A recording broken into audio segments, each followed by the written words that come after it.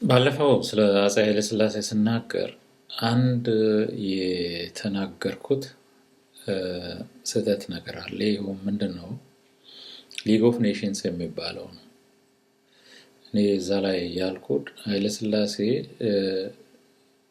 ኢትዮጵያ በኃይለ ሥላሴ አማካኝነት የሊግ ኦፍ ኔሽንስ መስራች ከሆኑ ሀገሮች አንዷ ነች ብያለሁ። ይሄ ግን ስህተት ነው። ያ ሊግ ኦፍ ኔሽን ማለቴ ሳይሆን ዩናይትድ ኔሽንስ ማለት ነው። ሊግ ኦፍ ኔሽን የሚባለው ድርጅት ከአንደኛው ዓለም ጦርነት በኋላ በ1920 ዓመተ ምህረት ውድሮ ዊልሰን በሚባል የአሜሪካን ፕሬዚደንት ኢኒሺያቲቭ የተቋቋመ ድርጅት ነው። የህዝቦች ሊግ ማለትም ሊግ ኦፍ ኔሽንስ። ሊግ ኦፍ ኔሽንስ ከ1920 ዩናይትድ ኔሽንስ ከተቋቋሙበት 1945 ዓመተ ምህረት ድረስ የቆየ ነው። ግን ኦፊሻሊ እስከ 46 ድረስ ነው የሚለው። ማለትም በ1945 ዓመተ ምህረት ከሁለተኛው ዓለም ጦርነት በኋላ በሊግ ኦፍ ኔሽንስ ምትክ ዩናይትድ ኔሽንስ የሚባል በዛን ጊዜ የነበሩ ብዙ መንግስታትን የሚያቅፍ ድርጅት ዩናይትድ ስቴትስ ካሊፎርኒያ ማለትም ሳን ፍራንሲስኮ ውስጥ ነው የተመሰረተው። ከዛ በኋላ ነው መቀመጫው ኒውዮርክ እንዲሆን የተደረገው። ይሄ እንግዲህ በዛን ጊዜ ሲመሰረት እኔ እንደቆጠርኳቸው 150 ነው 151 ሀገሮች ናቸው መስራች ሀገሮች የሚባሉት። ከነኛ ሀገሮች አንዷ ኢትዮጵያ ነች። የኢትዮጵያ ባንዲራ አለበት እዛ ውስጥ እና ኃይለ ሥላሴ ነበሩ። ኦልሬዲ ኃይለ ሥላሴ እንደውም ሊግ ኦፍ ማነው ዩናይትድ ኔሽንስ ውስጥም ማለትም የሆነ ንግግር አድርገዋል በዛ የጣሊያን ወረራ ጊዜ። እንግዲህ ግን ሊግ ኦፍ ኔሽንስ ላይ ነው ንግግሩን ያደረጉት። ሲመሰረት ግን ከመስራቾቹ ሀገሮች አንዷ ኢትዮጵያ ናት። ይህን ስህተት ለማረም እፈልጋለሁ።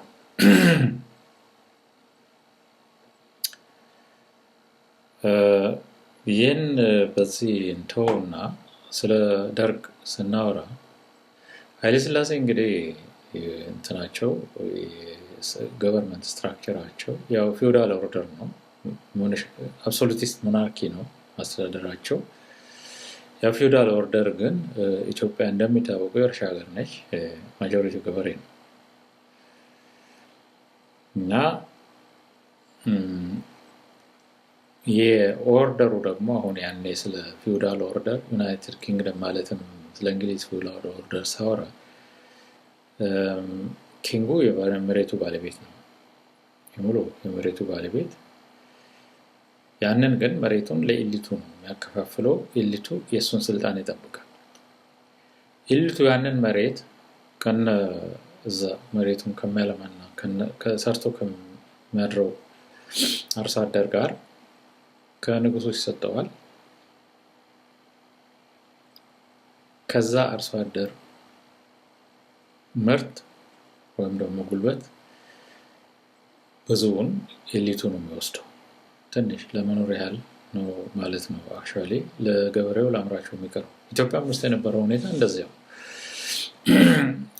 ንጉሱ አሉ። ንጉሱ መሬት ከጣሊያን በኋላ በተለይ የእሳቸው ነው፣ ሀገሪቱ በሙሉ የእሳቸው ነች። ግርማዊ ቀዳማዊ ኃይለ ሥላሴ ንጉሠ ነገሥት ዘኢትዮጵያ በሚል ሀገሪቱን ሙሉ ለሙሉ በእሳቸው ስር ነበረች መሬቱ የነሱ። ያንን መሬት ግን ንጉሱ ለባለርስቶች ያከፋፍሉት። እነኛ ባለርስቶች እንግዲህ የእሳቸው ጥቅም አስጠባቂ ኤሊት የነበሩ ሰዎች ናቸው። ሎርድስ እንደሚባሉት በእንግሊሽ አጣጣር፣ በዛ የእንግሊሽ ሞናርኪ ምስል ባለርስቱ መሬቱን ከነጭሰኛው ነው የሚረከበው። መሬቱን ግን ባለርስቱ ሳይሆን የሚያለማው ጭሰኛው ነው። ያ የዓለማ ጭሰኛ የመሬቱ ባለቤት አይደለም። ስለዚህ ከሚያለማው ከሚያስገባው ምርት ከግማሽ እስከ 2/3 ለባለርስቱ ነበር የሚያስረክበው በግብር መልክ ግብር እየተባለ ማለት ነው እየተሰራ ለባለርስቱ ነው የሚያስረክበው። ከዛም አልፎ ደግሞ ባለርስቶቹም የራሳቸው የሚያሳርሱት መሬት አላቸው። እኔ ትዝ የሚለኝ ጭሰኞቹ በሳምንት 5 ቀን ያንን መሬት ማረስ ነበር ስራቸው። በቀን ያ ምርት እንግዲህ ሙሉ ለሙሉ 100% ለባለርስቱ ነው የሚገባው። በተጨማሪ ደግሞ እነሱ ሰርቫይቭ ለማድረግ ባለቻቸው በዛቸው ትንሽ መሬት ካመረቷትም አብዛኛውን የሚወስደው ባለርስቱ ነው። ይሄ እንግዲህ አንዱ የግፉ አይነት ነው። የመሬት አወቃቀሩ እና ሌላው ይሄ የመንግስት አወቃቀራቸውም እንደዛው ነው። ፓርላማ ነበራቸው በየ4 ዓመቱ የሚመረጡት ግን የነሱ ሊቶች ናቸው። ምንም አጠያያቂ አይደለም። መንግስት የሚባል ነገር አለ በጠቅላይ ሚኒስትር የሚተዳደር። ጠቅላይ ሚኒስትሩ ግን የሱ አፈ ንጉስ ነው እንደዛ ነገር ነው የሚባለው። አሁን አክሊሉ ሀብተወልድ የሚባል ጠቅላይ ሚኒስትር ነበር ደርግ ሊወድቅ አካባቢ ኢትዮጵያ ታሪክ ውስጥ ትንሽ በንጉሱ ታሪክ ስሙ ብዙ ጊዜ ጎልቶ የሚነሳ። ካቢኔውም ጠቅላይ ሚኒስትሩም የነሱ ታዛዦች ናቸው። የኃይለ ሥላሴ ናቸው ፈላጭ ቆራጩ። ጠቅላይ ሚኒስትሩ ሳይሆን ገቨርንመንቱ እንደ ሲምቦሊክ ነበር። አክት ኦፍ ፕሪንሲፕልም ፖሊሲም አልነበረውም። ያለውን ፖሊሲ ያው የፊውዳሉን ኦርደር የሚያራምድ እንጂ የሀገሪቱን ችግር ሊፈታ የሚችል አይደለም። ወይም ደግሞ የሚችልም አልነበረም። በወታደሩም ውስጥ እንደዚሁ የኢትዮጵያ ጦር ነበር በዚያን ጊዜ። አነሰም ለማም ኢትዮጵያ ከሁለተኛው ዓለም ጦርነት በኋላ ንጉሱ ከነገሱ በኋላ ጦር ነበራቸው። ያ ጦርም ግን ስትራክቸር ነበረው፣ ተከፋፍሎ ነበር። ምድር ጦር የሚባል ምድር ጦር፣ ባህር ኃይል፣ አየር ኃይል፣ ፖሊስ ሰራዊት። ለሳቸው ደግሞ እሳቸውን የሚጠብቅ የእሳቸው ዘበኛ ኤሊት የሚባል ነው። ይሄ ማንኛውም ዲክቴተር የሚያዘጋጀው ነው። ክቡር ዘበኛ የሚባል ጦር አለ። በዚህ የተከፋፈለ ነው። እንደውም ለፖለቲካም ተብሎ ሳይሆን አይቀርም። እንደውም ሳነብም አንዳንድ ቦታ ሳይ በዛን ጊዜ ስለተሞከሩትም እንደው ለምሳሌ ኩዴታዎች ስመለከት በእነሱ መሀል ቅራኔ ነበር። በእነኚህ በተከፋፈሉት የጦር አካላት መሀል ያው ሆን ተብሎ ሊሆን ይችላል የሚልም እምነት አለ። ዋናውና ቁልፉ ጥያቄ ግን ኢትዮጵያ የገበሬዎች ሀገር እንደመሆኗ መጠን የመሬት ጥያቄ ነው። የመሬት ጥያቄ መሬት ላራሹ የሚል ነበር የተቃዋሚው ክፍል ዋናው መርሆ። መሬት ላራሹ ማለትም እንግዲህ ንጉሱ በተለያየ መስኩ ተቃዋሚ ነበረባቸው። ከነሱ ከራሳቸው ወታደሮች ብንጀምር አይሮኒካሊ እሳቸውን በልዩ መልኩ ሊጠብቅ የተፈጠረው የክቡር ዘበኛ ጦር ነው። የመጀመሪያውን ሪቮልት ይህን የታሳስ ግርግር የሚባለውን ያልተወለድን በዛን ጊዜ የመንግስቱና ግርማሜ ነዋይን መንግስት ግልበጣ የሞከረው ያ መንግስቱ ነዋይ ጀነራል መንግስቱ ነዋይ የክቡር ዘበኛ ጦር አዛዥ የነበሩ ናቸው። እሳቸው ናቸው እንግዲህ ፖሊስ ሰራዊቱን አዛዥ ጽጌ ዲቦ የሚባል ነበር መሰለኝ። ሌሎችንም አንድ ላይ አሳትፈው መፈንቅለ መንግስቱን የሞከሩ ሰውየው ብራዚል ነው ለጉብኝት እያሉ። ወታደሩ አንዱ ተቀናቃኛቸው ነው። ሌላው ደግሞ ተማሪው እንደዚሁ ከፍተኛ የተማሪ ውበት ከዛ ጊዜ ጀምሮ ነበር። ኢትዮጵያ ተማሪዎች ሀገር ውስጥም ሳይሆን በውጭም ዓለም በአውሮፓ፣ በአሜሪካ፣ በአፍሪካ ተደራጅተው ከፍተኛ ትግል ያካሂዱ ነበር። ሲስተሙን ራሱን ግን አሁን እኔ ከዚህ በፊት ስለ አፄ ኃይለ ሥላሴ ስናገር አፄ ኃይለ ሥላሴ አንዱም እንደው ከሞከሩት ነገር የሀገሪቱን ዜጎች መብት በመንፈግ የኦሮሞውን ለምሳሌ ያህል ወይም ደግሞ የሲዳማውን የገሬውን የሚባል የሀገሪቱን ህዝቦች ሁሉ ካልቸር እና ባህል በመጨፍለቅ ወደ አማራነት ለመለወጥ ነበር ጥረታቸው። ግን የሚታገሏቸው እና ቻሌንጅ የሚያደርጓቸውም ልጆች አብዛኛዎቹ ከዛው ከአማራው ክፍል የወጡ ናቸው። ኢቨን ወታደሩም ውስጥ ሳይቀር። ይህም የሆነበት ምክንያት ያው አነሰም በዛም ትንሽም ቢሆን ፕሪቪሌጅ ነበር አማራው ክፍል ማለት ነው። ትምህርት ሲጀመር ምን ሲባል ወደ ትምህርትም ወደ ምንም በብዛት የሚገባው የአማራውና የትግሬው ክፍል ነው። በዛ የተነሳ ኮንሸስነሱን በጣም የጨመረ ስለነበረ እና የገበሬው ልጅ ደግሞ ምንም በዛን ጊዜ ምንም አይነት እድልም አልነበረው ትምህርት የመማርም ሰርቫይቭ ለማድረግ ከመታገል ሌላ ምንም ወደዚህም ነገር አያዘነብልም ነበር።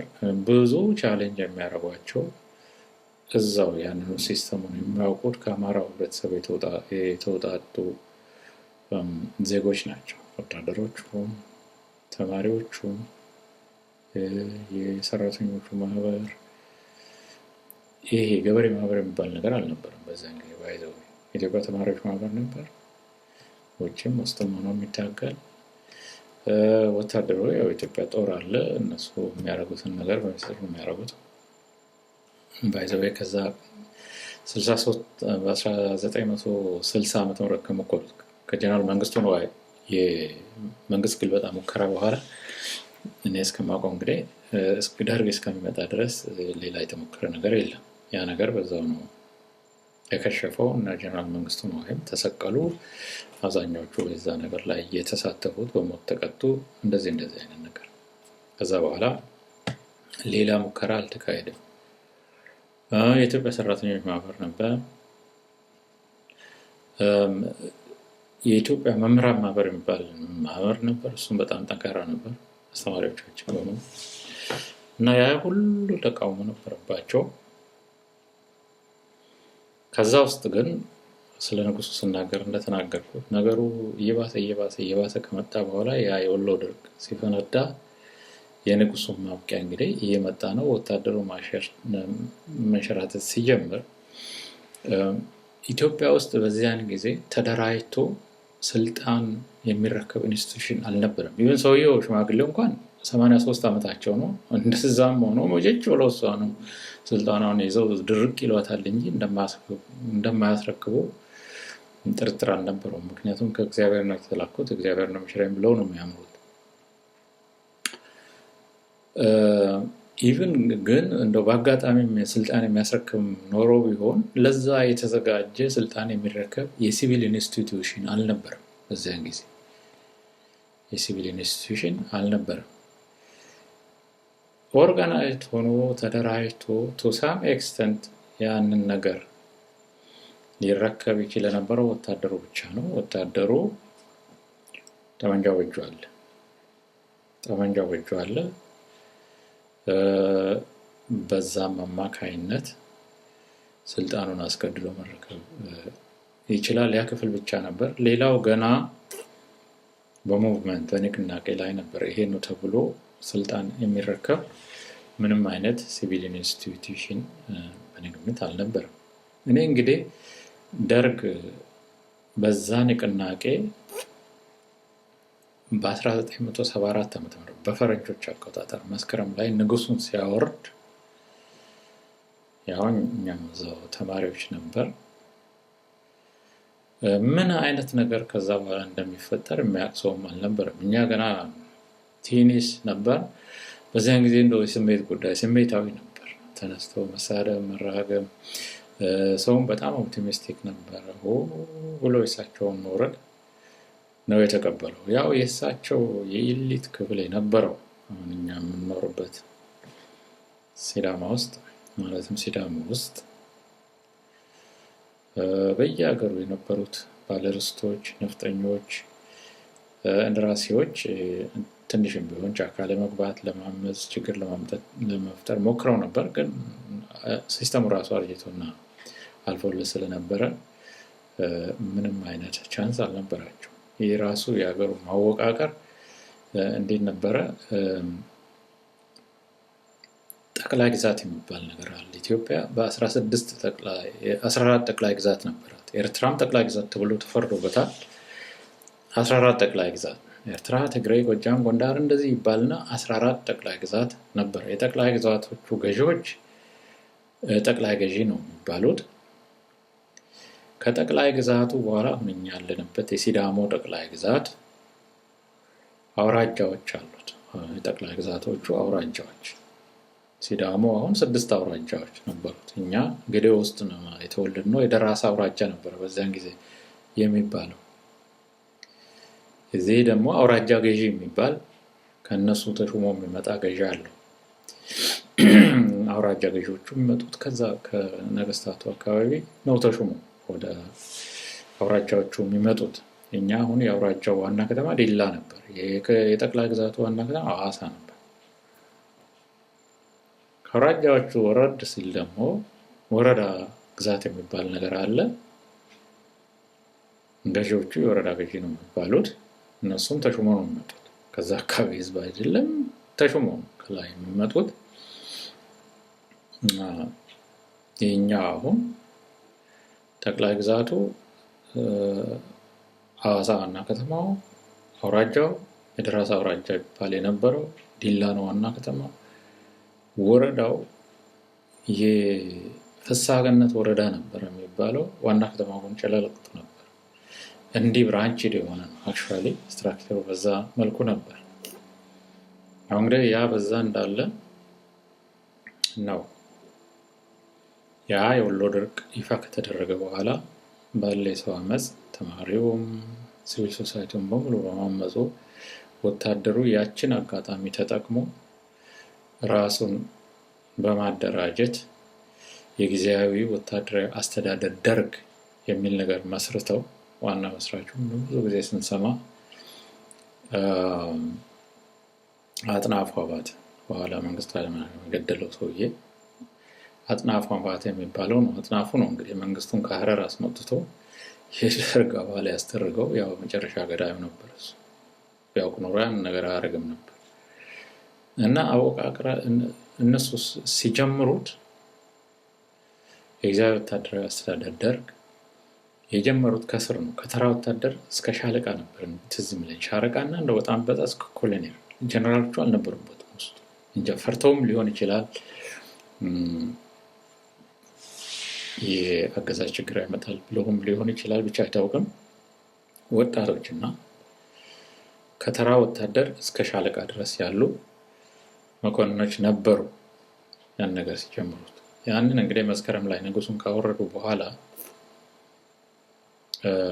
ራሳቸው ታክቲካሊ እንዳሰቡት ዝም ብሎ ከራሳቸው ውስጥ ሳይሆን የሆነ ጀነራል ፈልገው የዛ የጊዜያዊ ወታደራዊ አስተዳደር ደርግ ሊቀመንበር ብለው ጀነራል አማን ሚካኤል አምዶም የሚባሉ ኤርትራዊ ናቸው። ሰውየው ያው ታሪካቸውን ሰምታችኋል ብዙዎቻችሁ። እሳቸውን ነው መጀመሪያ ያስቀመጡት።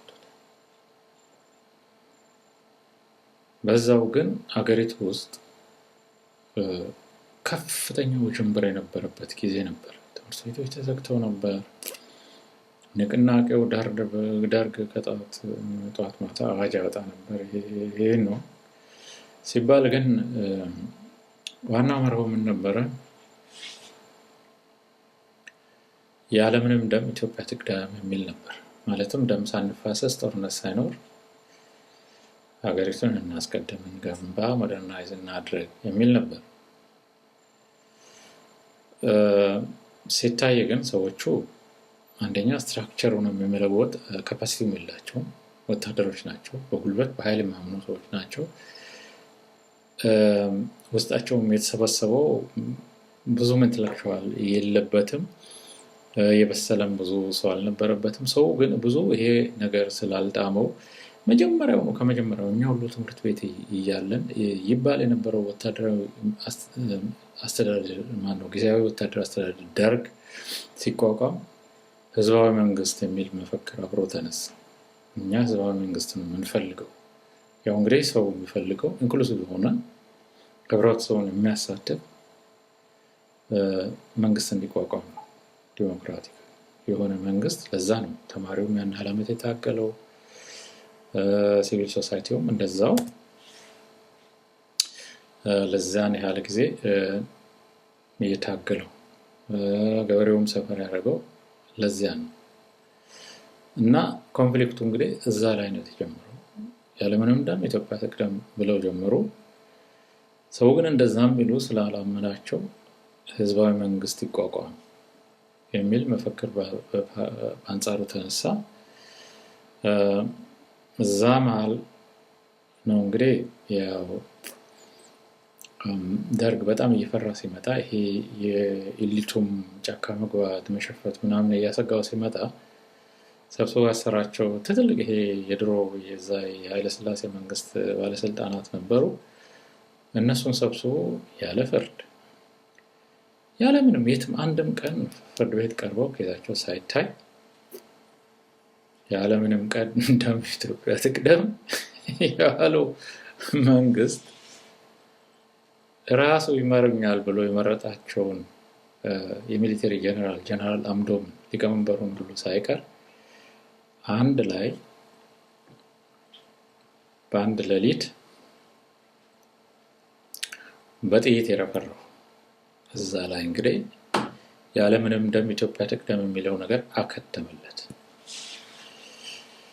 እዛ ላይ በቃ ሰውም እያየው መጣ ምን አይነት አደገኛ ሁኔታ እየተከተለ እየመጣ እንደሆነ።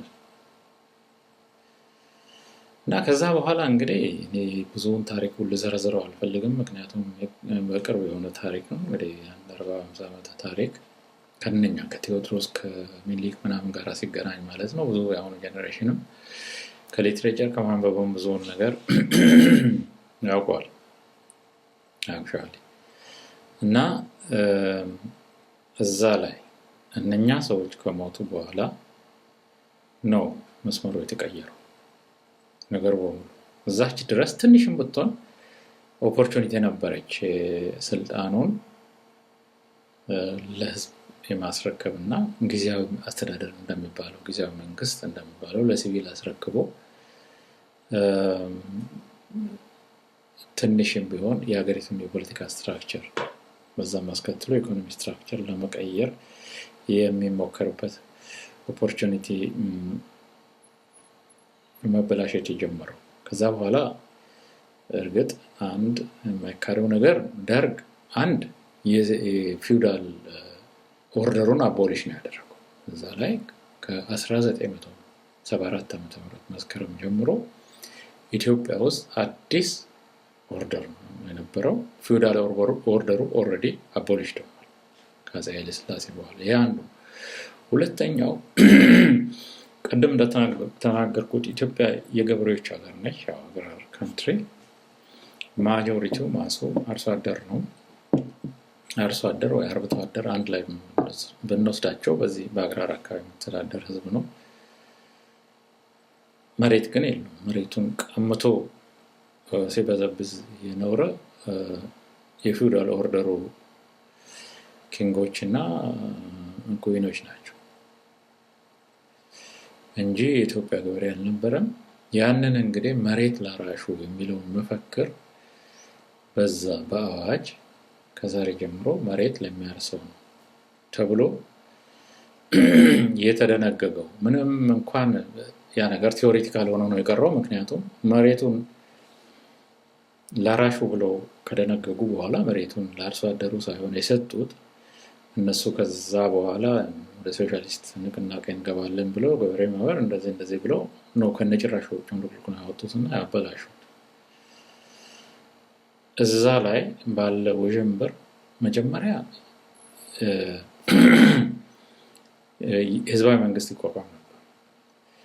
ያን ነገር ሪጀክት ሲያደርጉና ይሄ ግድያው ምኑ እየጠነከረ ሲመጣ ህዝቡ ትንሽ ታጋይ ክፍሉም ስለተረዳው እሺ እሱ ይቅርና ጥምር መንግስት ይቋቋም የሚልም ክፍል ነበር። ግማሽ ወታደራዊ አሁን ካሉት ከነሱ ለነሱም ትንሽ ስልጣን ተሰጥቶ ከሲቪል ሶሳይቲው እንደዚሁ ጥምር መንግስት ይቋቋምና አገሪቱን በጊዜያዊነት እየመራ ወደ ዲሞክራሲ ያሸጋግር። ይሄም ዲማንድ ነበር። ያን ዲማንድም አልተቀበሉት። በዛ መሃል ነው እንግዲህ የተለያዩ ድርጅቶች መርጅ ማድረግ የጀመሩት። አሁን ለምሳሌ የአፓ መኢሶን፣ የአፓ ኢትዮጵያ አብዮታዊ ህዝባዊ ፓርቲ ሪቮሉሽናሪ ፓርቲ አሁንም ኦፖዚሽን እያለ አለ እዛው ሀገር ቤት ውስጥ። መኢሶን የመላው ኢትዮጵያ ሶሻሊስት ንቅናቄ የሚባል ነገር ነው እሱ። ደርግ ውስጥም ደግሞ ሰደድ የሚባልም ድርጅት ነበር። ብቻ በዚህ ተከፋፈሉ። በዚያን ጊዜ ነው ያ እንግዲህ የኤርትራው የነጻነት ትግል ከዛ በፊት የጀመረ ነገር ነው።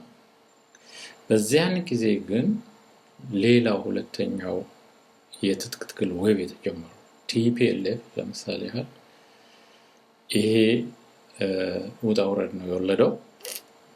ቲፒኤልኤፍም ራሱን አደራጅቶ ጫካ የገባው በዚያን ጊዜ ነው።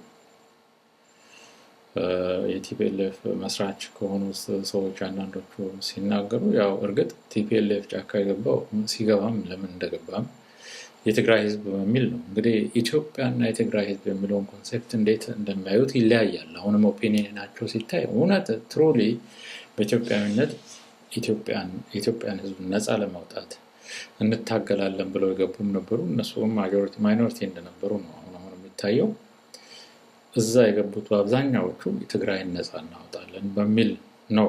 ቲፒኤልኤፍ ህዝብ አርነት ወያኔ ትግራይ የተመሰረተው። በላይ ኤርትራ ኢፒኤልኤፍ ኤሪትሪያን ፒፕልስ ሊበሬሽን ፍሮንት የሚባል ጀብሃ የሚባለው ነበር። ኤሪትሪያን ፒፕልስ ፍሮንት፣ ኤሪትሪያን ሊበሬሽን ፍሮንት ጀብሃ የሚባለው፣ ኤሪትሪያን ፒፕልስ ሊበሬሽን ፍሮንት የሚባለው ሻዕቢያ። አሁን መጨረሻ ላይ ሁለቱ እንደገና ማለትም ተዋግተው ሻዕቢያ ነው መጨረሻ ላይ ያሸነፈው። የኢሳያስ አፈወርቂ ድርጅት ነው ማለት ነው። እሱ ነበር በዛም ጊዜ። እንግዲህ ይሄ አይነት ነገር ሀገሪቱ ውስጥ ተፈጠረ። የኢሃፓ ለከተማ ትጥቅ ትግል ራሱን ወሰነ። ዲፌንስ በሚል የከተማ ትጥቅ ትግል ጀመረ። በዛ ትጥቅ ትግል የተነሳ አሁንም ሲታይ በጣም ትልቅ የተሳሳተ ስትራቴጂ ነበር። ቀይ ሽብር በሚል ደርግ ያንን ሁሉ ወጣት ማሳከር እንዲፈጅ ኦፖርቹኒቲ ሰጠው። እንግዲህ አፍንጫው ድረስ ከታጠቀ የመንግስት ወታደር ጋር ከተማ ውስጥ በሽጉጥ ከተማ የደፈጣ ትግል እናካሄዳለን ብለው የጀመሩት ትግል ነው። የከተማ የትጥቅ ትግል በኢሃፓ የተጀመረው። እሱም ከሸፈ፣ ኢሃፓ ፈረሰ። እሱም ግማሽ ወደ አሲምባ ምናምን ብለው እዛው የገቡበትም አንዱ ምክንያት ይሄ የጀመሩት የትግል ስትራቴጂ መጣመም ነው።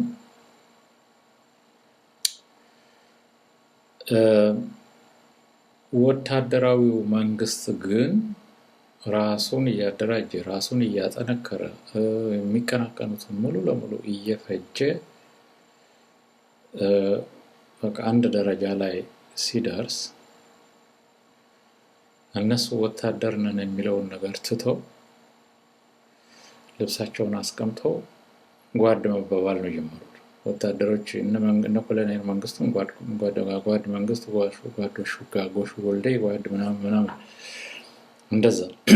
እዛም ሆኖ ግን ትግሉ እነሱንም አቦሊሽ ለማድረግ አላቆም። የህዝቡ ትግል በጣም የጠነከረ ነበር። ከዛም በላይ ደግሞ ሀገሪቱን ልም ያለ ትልቅ ማጥ ውስጥ የከተታት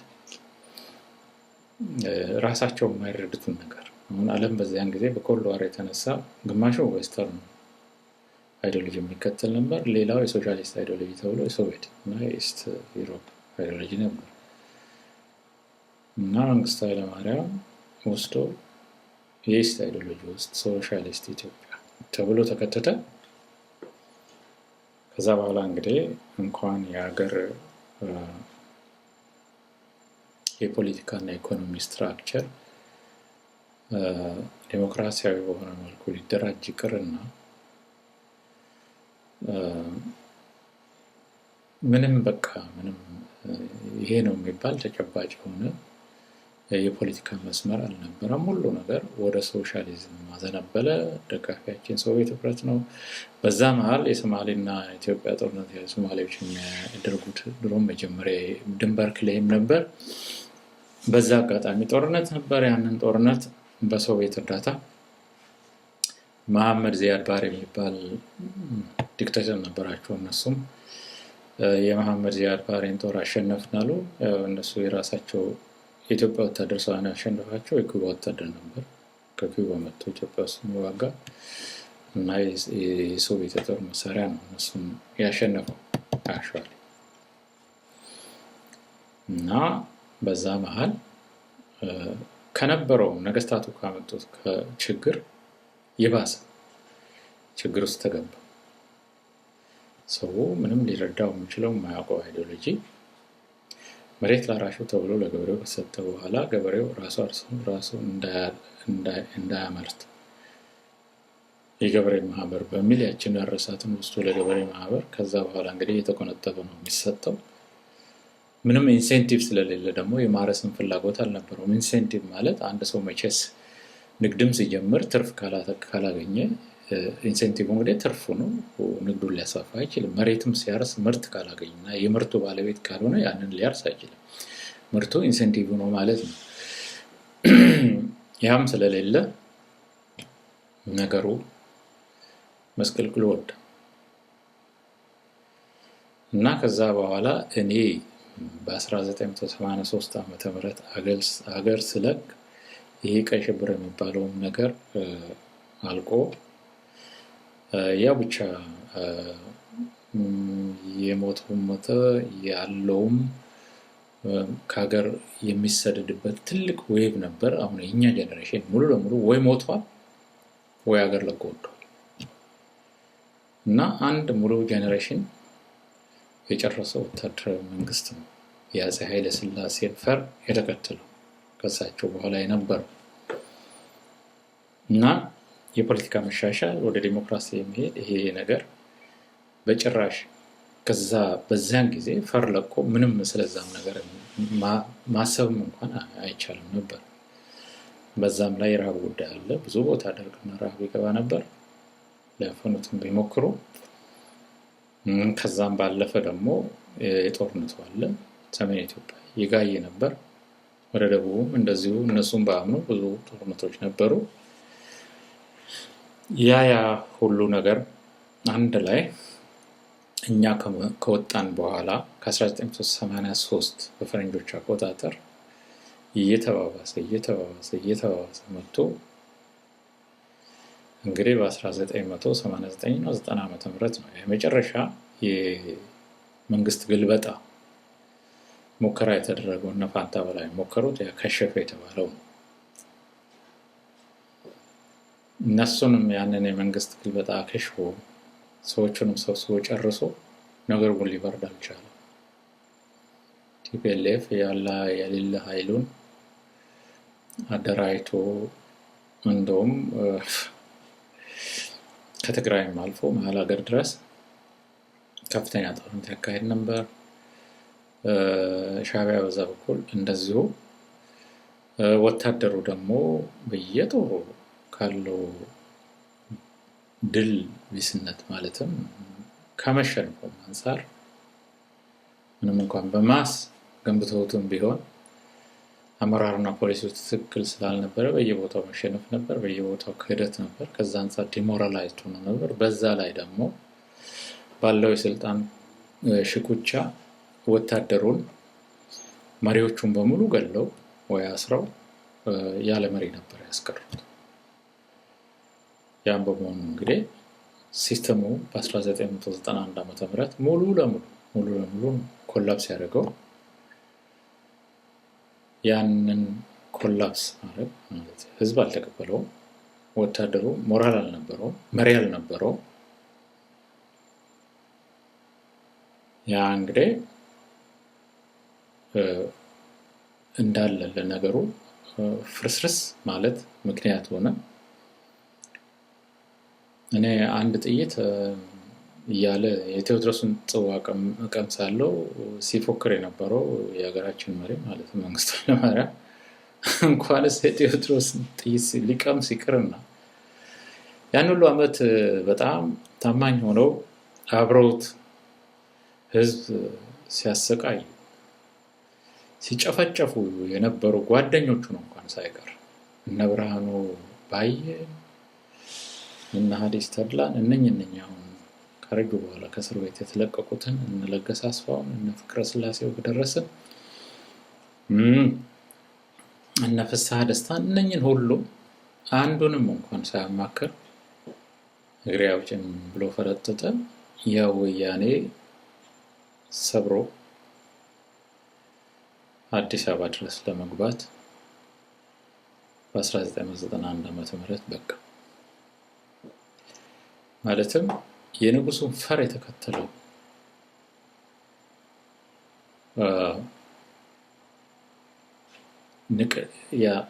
ከንቅናቄዎቹ ተነስቶ በተቃውሞ ምክንያት ነው እንግዲህ ብያቸዋለሁ ንጉሱ የወረዱት።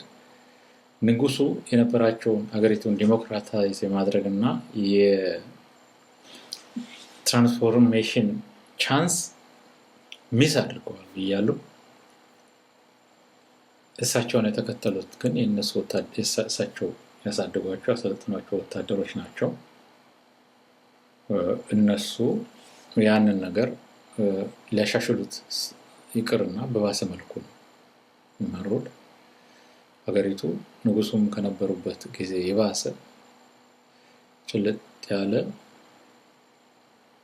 ቀውስ ውስጥ ነበረች ለ17 ዓመታት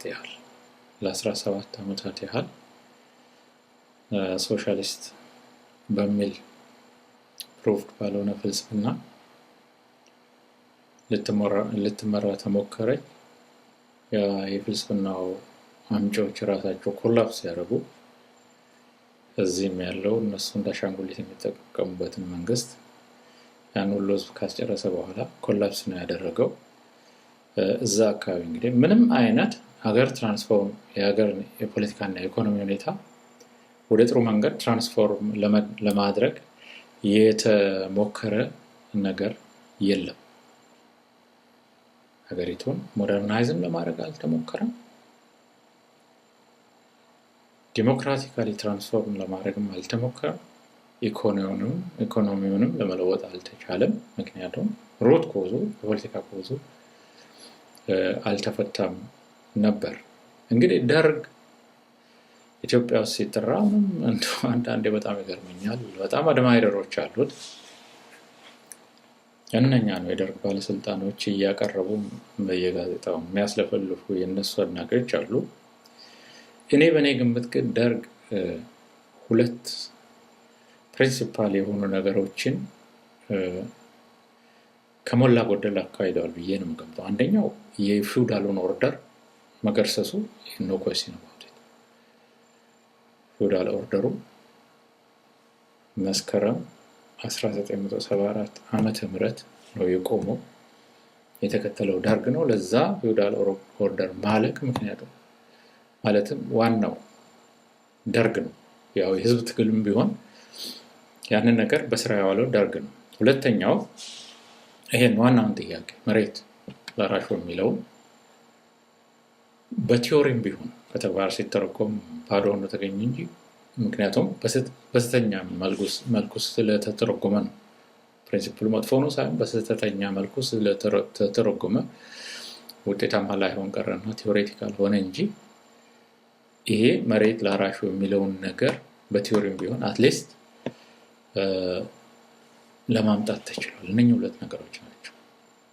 ሌላው ይሄ መሰረተ ትምህርት ተብሎ ተማሪው ሰላማዊ ሰልፍ እየተሰለፈና እየተቃወመ ሲያስቸግረው ተማሪው ከከተማ ለማባረር ያወጣው እቅድ ነው እንጂ የኛን እናቶችና አባቶች በዛ እድሜያቸው አስተምረው ሀገር ይገነባሉ ከትምህርት ሀገር ይገነባሉ የሚለው የዛን ጊዜ ትልም ሌላ ነገር ነው። ሀሁ ኢትዮጵያ ተቀደመ ወጣቱን ከከተማ ለማባረር የተደረገ ነገር ነው